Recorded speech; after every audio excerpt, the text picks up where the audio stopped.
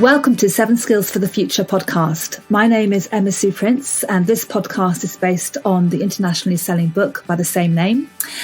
This book focuses on 7 important skills. They are adaptability, critical thinking, empathy, integrity, being proactive, being optimistic, and being resilient. And this podcast is all about how you can bring these skills into your everyday life so that you are living a life full of happiness, full of purpose, great relationships, doing work that you love, and just really getting the most out of life.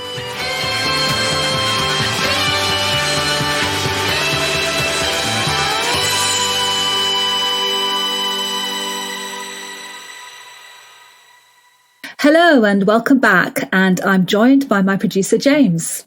Hello everyone, good to be back. So Emma Sue, who did you speak to for this episode? So I spoke to Dr. Max McKeown, and Dr. Max McKeown is the author of the strategy book, the innovation book, Adaptability, the art of winning in an age of uncertainty, and the book Now. And he's just come out with a brand new book all about innovation. So he works with Fortune 100 companies, advising them on strategy, advising them on adaptability skills.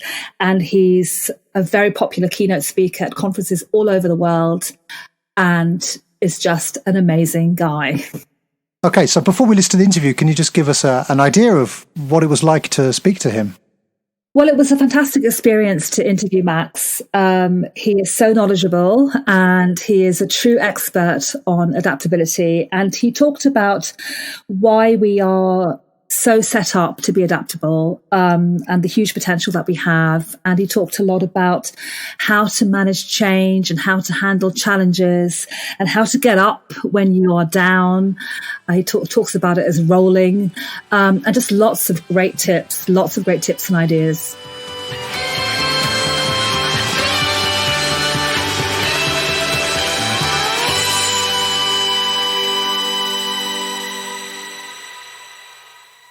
So Max, thank you so much for coming onto the show today. It's great to have you with us. Excellent to be here. So let's talk about adaptability. Okay, we can go for that. Well, it's in your book, of course. I published it and you referenced a book called Adaptability. I think one of only 2 books with that title in the world. Mine was the second one. I focused, therefore, on, and say in the book, that all success is successful adaptation and all failure is failure to adapt. But that's as a factual statement as opposed to a value judgment. I'm not saying adaptability is good or adaptability is bad, or those who fail are bad, or those who succeed are good. Simply that as a matter of fact, success is the result of being well adapted to your environment and to your outcome.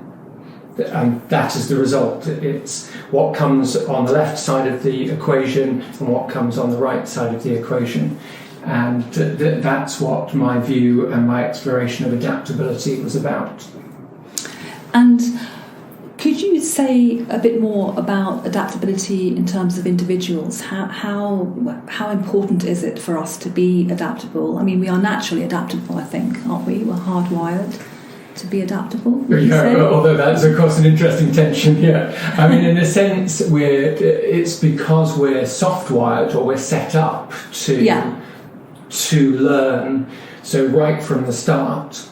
In fact, you could go further back than that. We only exist as a result of a whole series of events where something atomic, something material has got together with something else material, and then eventually ends up with life, and then eventually life ends up with more and more complex life forms, as your listeners will know to some extent, but perhaps not really have considered fully, is how all of that ends up with life, then more complex life forms, then something a bit like us, and then 70,000 years ago, something almost exactly like us in terms of cognitive ability.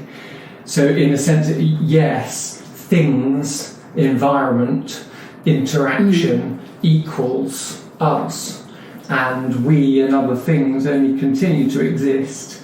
And in our case, we're interested in both our continued existence or survival, as humans, but we're also interested in other things because our great big brains have the capacity to imagine a better future, to compare ourselves with others and even our own past and futures. So I suppose at that level, we want to deliberately adapt to get more of what we want. So I think at one side, in order to even get here, we've had to adapt as a species. In order to survive, we are going to have to adapt because all of our actions create consequences, which appears to be burning up the planet. And then at the third level, really, we want to do better than that. Most of us are looking not merely to survive, but to thrive and transcend our position. And I can certainly talk more about that, the levels of that and the different personalities behaviours that are useful or not to this adaptability lark.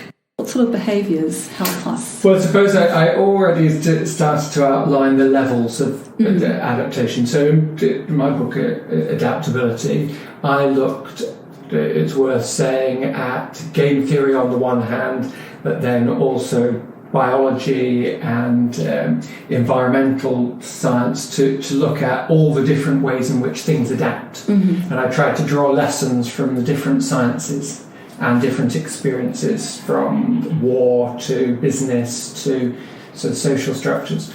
So quite a simple thing I put in place was just the levels, for starters. You can have a system that is failing to adapt, and ultimately things are going to die or disappear, go extinct. Most or everybody in such a state is going to both fail and ultimately disappear. Companies do it, but also people do it. Sadly, they actually die, but they opt out of life, all sorts of things. And then you have the survival level of a system where some people are succeeding, but most people aren't. And then you have a thriving level where most people are succeeding, but some people are not. And then you have a transcendent level, and the idea there is that the whole system is upgraded to the extent that what was hugely successful in the previous level of the system is now normal. So you bring in electricity, and suddenly anybody, whether clever or not, educated or not, is smart enough to click a switch. In fact, you don't have to be human. You can train an animal to do that. So electricity brings everybody up. And so, in a sense, is a transcendent move. At an individual level, I divide people to some extent. I don't believe in two types of people or anything. I have to say to your listeners, clearly there is a continuum of people, but also there is a continuum that's multidimensional. So you're not just on the left or right of a scale in one thing, and that's you. So I'm not somebody who likes all these different labels that just divide people into one or the other. But still on a scale, you can have high and low adaptability, and you can have, I guess, high or low ambition. Now, this isn't a political point. I just mean by ambition what somebody wants, what they think is possible. And so it almost playfully, I described the la-las, those people who feel, even if temporarily, that they're low adaptability, low ambition, and for them everything is very difficult, all the way up to the ha-has, the high adaptability, high ambition, feeling characteristic, where almost everything is, if not a pleasure, certainly they run into it, they move forward, they view change as exciting. Again, this isn't a moral judgment, because you can have some ha-has doing some. I mean, if you overlay ha-has with callousness, you get sort of crazy chaos monkeys who just want to wreck everything and have no thought for anybody else. And do you think we can fluctuate from in these different states, or yes, depending on different factors, I guess? Depending on if you're in an organisation or a team or a family, depending on the context for what you're doing. You can borrow somebody else's ambition. You can respond to somebody else's level of adaptability. That in my book now, which isn't referenced in yours, but a more recent book, what I was looking at is how people vary on their emotional regulation.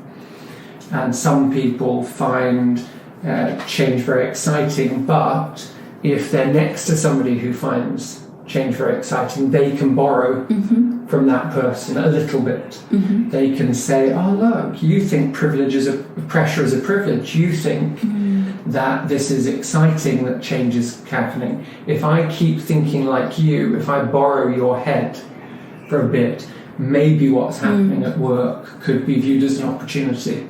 But I'm a realist here, pragmatist, in that just because we say that doesn't mean that it is so always. I mean, being fired is awful.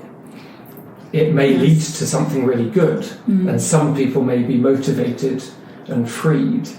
But I think it's good to look at it from how you are and then compare it to how you might be, and then say, okay, well, other people seem to make that journey. So it's kind of like I guess you have a tendency towards one of these spectrums. Or you're somewhere on it. Somewhere on it. Somewhere on this, I guess it's almost like a globe of characteristics, and you're somewhere in there. And I'll tell you, actually, it's more than a globe, because I think your listeners, it's worth them. We'll get to imagination in a minute, because it's the core human characteristic, but it's more than a globe. The shape I'm describing, that describes you as distinct to anybody else, is of course brain shaped, and that's exactly what it is. That it is all of the characteristics in your brain. Every it's neuronal ensemble, every cluster, every network that is you. And you will differ from everybody else to some extent and have other similarities to some extent. You'll hear the voice of your mother and the voice of your father and the echo of a grandparent. And you'll see... So I think it is important that people know that to only place yourself in one box and say, I don't even know all the acronyms, I deliberately avoid it. But to say you're not just one thing, you're many things. Your brain is not just one thing, it's many things. It's plastic, it has characteristics, it can be altered. And how do you alter it? You alter it through giving it input. That's how you alter it. So how do we help ourselves to become more adaptable when we need to be, in a situation where we perhaps need to adapt and we're resisting it? How can we change that? How can we help? Well, I've got a few things that come to mind. We'll see how many. I'm not going to number them because I always go over. But I think first, one of my favourite strategic quotes is not mine. It's Jean-Paul Sartre's.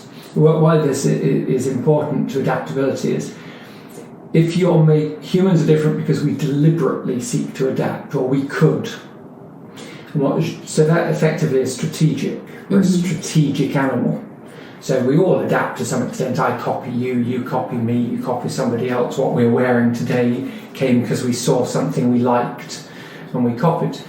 But what the sort of adaptable strategic person can do is choose. And what Jean-Paul Sartre, obviously people will know, but the French philosopher said, is that we are free to choose. And if I was here in one of my sessions, I'd be cartooning Jean-Paul Sartre at this point and giving him a big speech bubble. And I'd say, look, and so you are free to choose, I am free to choose, everybody here is free to choose. Jean-Paul Sartre says so. But it depends on the extent to which you think you are free to choose. And that varies. And then the number of choices or the nature of the choices of which you are aware. So you cannot choose if you don't think you can. And it's an extent. It's a scale. I really think I can to I don't think I can at all. Things. But then also, you can't choose what you don't know exists. You can't choose from a menu of which you are not aware. You choose things, there's a list. You say, where am I going to go on holiday? Then choose a country you know of. Now, if you also know you can search for countries you don't know of, then you've extended your choices. A, choose from the countries I know. B, search for countries I don't know. Now you have much more choice than a person who just says, where should I go on holiday? Oh, my mum always went to Margate. So what you do here, I think, to be more adaptable is you say, I am free to choose, really free, but I have to extend the choices that are available to me, and those choices, both the range of choices and my ability to actually make those choices. And that's when we talk about emotional skills on the one hand. I can see how to do it, but doing it is emotionally difficult. Or I can see how to do it and I could take the pain or the challenge, but I don't actually know, factually I can't do it, practically. And it's that combination, knowing you're free, knowing the list of choices, knowing you can find new choices, knowing that other people have succeeded before you. So that's one big, there's the Jean-Paul Sartre version. And I think the other is linked to it, which is remembering a time you were powerful in the past. And if you remember this, the research certainly supports this, that simply remembering a time when you felt powerful and took a choice, made a choice, were able to adapt to a situation, remembering that will allow you to be more so right now. Great. And, which is I think even more useful, is that you can borrow somebody else's clothes to do it, or their head. So it doesn't even have to be your experience. You can remember, therefore, a time when somebody else was powerful, when somebody else was adaptable, when somebody else, the best version is, find an example of somebody else who was in a situation which you face now, who got somewhere you'd like to go. And if you can take that on, your body and your mind can truly adapt to that and say, well, yeah, of course. And maybe not if what your objective is to be the fastest person in the world. There may be some physical limitation, or if you need to be the smartest person in the world, there might be some ultimate cognitive limitation. But if we're talking about getting from A to B emotionally, but it's the lack of that would stop somebody, the lack of examples, the lack of a starting point. And I guess, many people, I think, feel that things around them are quite uncertain and unpredictable. Yes. So that must make it, I guess, harder to find examples. I think if people are despairing around you, then of course you are affected by your environment. So now not only you feel powerless, but everybody has concluded that we are powerless. And then you despair. And clearly, in the world at the moment, there are a lot of despairing people. I don't think we can say that there are a greater percentage of people in despair than there have ever been in human history, because there have been some pretty crap periods in human history. So we're not there yet. Although I think for, maybe the past 20 or 30 years in British history, in American history, some of us will be despairing somewhat. And some people, they're not despairing, but perhaps they just have got left behind by too many changes that it's like getting behind on anything. You get behind on cutting your hair, you get behind on doing exercise, you get behind on paying your bills, and suddenly it's overwhelming. And I suspect there are some people, and maybe this is leading to some of the problems, is that there are some people who, with 7 billion people on Earth, there is a lot of new stuff being created. There are a lot of new people that you see, a lot of new ways of living that you may not have grown up with, a lot of new competition, a lot of new technologies. And there may be a set of people, and this is unfortunate, who are feeling overwhelmed by the amount of change, and their response to that is both ineffective for them individually and, as important to me anyway, damaging for a country or for a society. Because if you say, well, we used to be able to say that on a social side, and I can't believe they get away with doing that on a moral side, and I don't understand why they're wasting time with that technology on a kind of innovation side.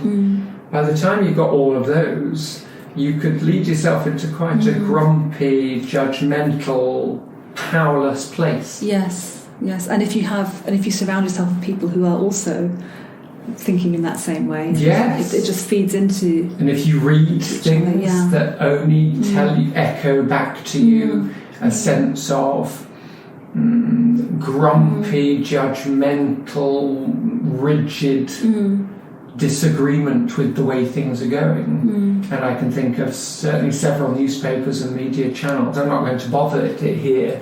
People should know that if your channel is telling you that the world is changing too fast, that they're all crazy, that they're all awful, that the way they're living is not the way that they should be, if that's what you're getting, of course you're going to start feeling overwhelmed.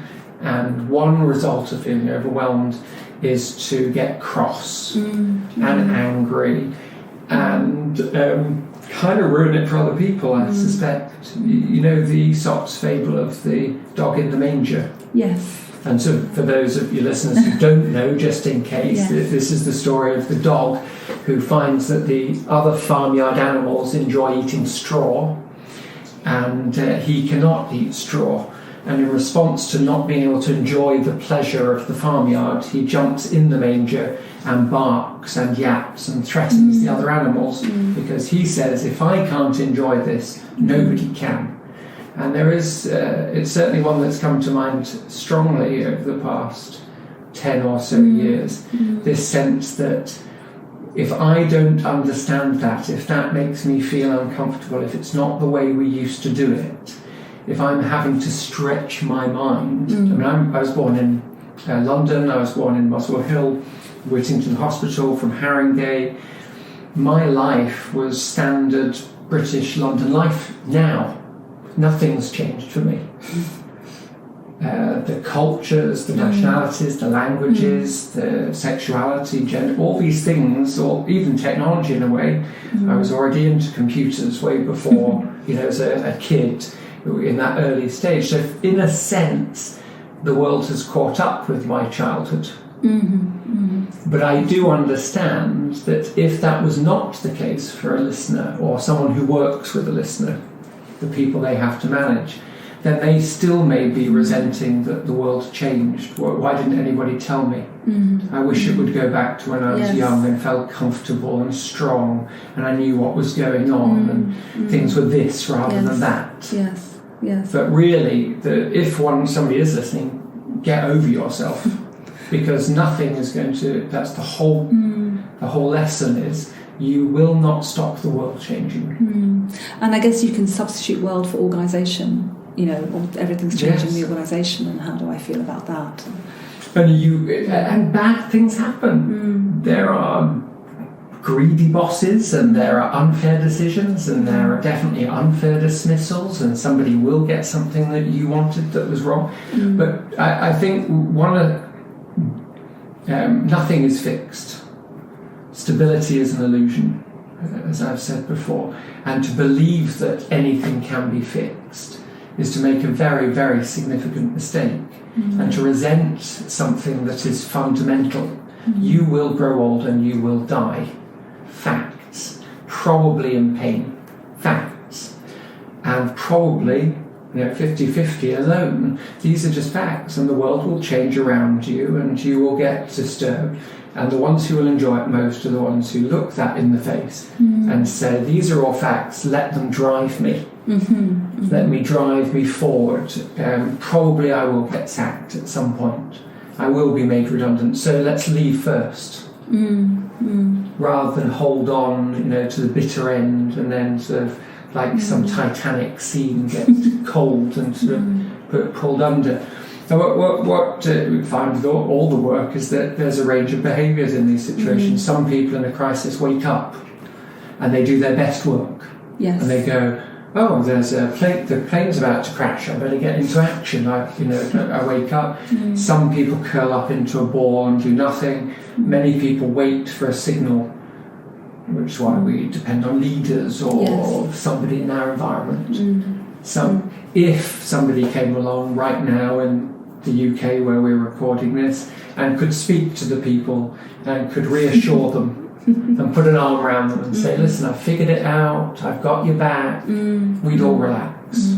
But we don't feel that at the moment, and the same elsewhere. Yeah. And all I can say, in the absence of such a person, you have to look back to history, look to anything in now, which is very, very linked to all this. You have to look at anything that will drive you to something good. Anything that happens, you have to pick it up and go, well, how do I use that as energy? Death, then let it remind you somehow that life is short, so I must get on with it. Birth, it remind you that there's always a new start. Losing a job, let it remind you that you've got new choices and you must make them. Stay in your own job, let it remind you that your skills can develop and this is a new start. It's just anything. Somebody jabs you and you don't like it because they're prompting you to do something and you go, why are you telling me that? No, say, if it's prompting me to do a good thing, even if I don't like the stimulus, let me move forward. Only regret if it's motivating, don't regret if it's depressing. There's just no point. So it's kind of just embracing it, really, embracing change, embracing things that might be a bit uncomfortable. Filtering too, filtering. This doesn't work. Filter it. Put it in a box, whatever. This works.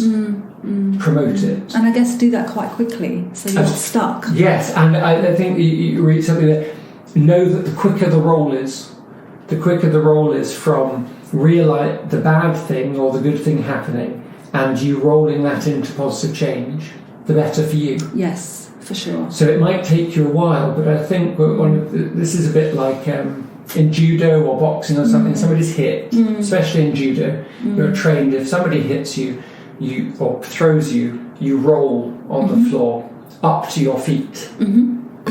So if you know that you are going to get hit and you learn how to emotionally roll and you aim to roll up as quickly as possible, then that's what you're looking for. Yes. And you may be slow, but what you'll find yourself doing through training and reminding yourself and sticking up post-its or whatever, or posters from book, photocopies, so you'll remember, okay, I've got to roll. Something's going to hit me today. As the longer I take to roll back up onto my feet, the more life I miss. And maybe it does send me into bed and I'm depressed and I'm in there and I'm curled up with my hot water bottle, or maybe it does send me to the drink or to the whatever. Wherever you go, maybe it does send you to some negative place. But if you can hold in that this is a clock, the faster I get up onto my feet, even if I can see it coming, whoa, this is coming, I can see it coming, you can either dodge it or again up to your feet. And it helps me when I write my books, they help, because I grab hold of them and say, right, this is just a thing. It's just a thing. How fast can you get up, Max? Yes. And I guess the more you do that, the better you become at it. Which is where we started. It's a learnable skill. So the faster you roll, you're up before you know it. And I remember I was videoing something for one of the books, and I was walking backwards to do it. Actually, I think I was running backwards, and I was filming one of my children skateboarding towards me. And I suddenly saw one of my children yells, and I turn around and there's this park bench that I'm just about to crash into. And because I do judo, I was able to roll right over the park bench and up onto my feet, no damage. And it's just the same. You say, look, today's something bad, or this week's, there'll be a disappointment. Don't let it stop you doing the stuff you want. Then do 10 things, because one of them will not work. Of course it won't. Of course it won't. And all the bad stuff we talked about, of course it's going to happen. Unavoidable. In the very best of life. Yes. And when we're talking, as the famous chef in the UK has just died. Yes. And so there he is. He's only 59. He's in fantastic shape. He's on top of the world. And he slips over, apparently, hits his head, brain aneurysm, and now he's dead. So the worst has happened. Yes. But for his family, I can't talk to them, but for any family in any situation, bad shit will happen. And therefore, I think part of being adaptable is to not judge others for their difficulty adapting, but at least for yourself to say, without judgment, I would be better off if I could keep moving forward. Yes. So that's being more strategic, more open to new ideas, more adaptable, more kind of nowist, and say, how do I use the past, present and future to move myself on? What kind of person do I want to be? How do I tick? How do I know myself better? So that I know, with all these options in the world, which ones matter to me. And that's such a great sort of strength in that. Yes. You just feel strong. Hold on to it. I am a teacher. I shall, to some extent, judge myself on how well I can teach.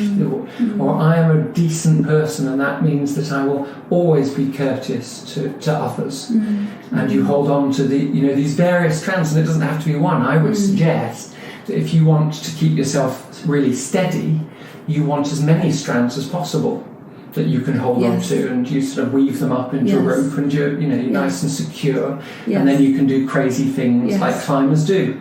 Yes, they can throw themselves around, confident that the rope of the sort of emotional tenure will hold. The same for opportunities. Yes. If you have 50 ahead of you or 100, and you don't posture too much, and you can be fairly secure in your emotional regulation, and you sort of become a bit more strategic, a bit more regulated, a bit more strategic, a bit more regulated, and take joy in the moment, which seems trite if anybody listening to this is having a crap day.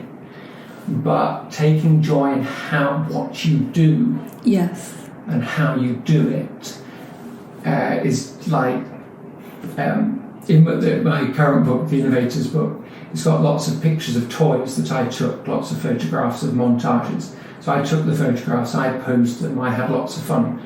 In the moment when I was doing that, I was not thinking about how many books will I sell, will anybody care, will anyone give me a 1-star review, what business am I doing, how much money have I got. In the moment of posing the little figure on top of the little dinosaur and sticking it on with glue tack and taking the angle, all I was the child I've always been. No judgment, just pleasure. Happy. Just happy. And that's what I mean. All the way back to being a little baby. Yes. You can know yourself better, like the Ghost of Christmas Present. We're nearing Christmas, but in Christmas Carol, Dickens' Christmas Carol, he beckons Scrooge in, and he says, "Come in, man, and know me better." And I think, going back to the brain, we can know ourselves better and say, for you, Emma Sue, for me, Max, we're just brains walking around on legs. What is it that this thing behind my forehead, how does it feel? What can I do for it? And I think then we become, of course, more adaptable in the two senses of adapting to environments, but knowing how to adapt our environments and our actions to what really turns us on, what gives us joy or happiness or contentment or challenge or whatever it is that we seek. Thank you so much. This has been so inspirational. I loved it. Lots and lots of ideas there. If our listeners want to find out more about you and your works, I know you're doing lots of different things. How can they find you?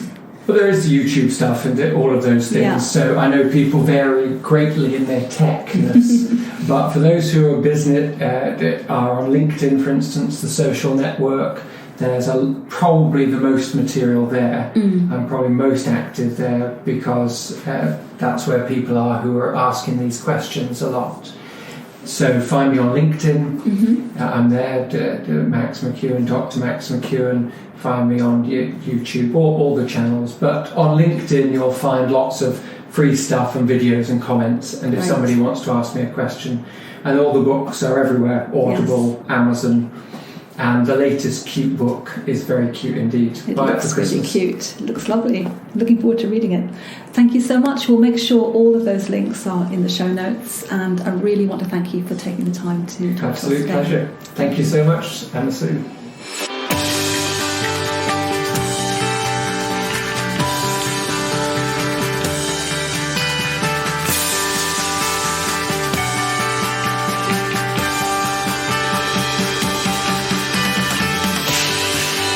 Thank you for listening to the 7 Skills for the Future podcast.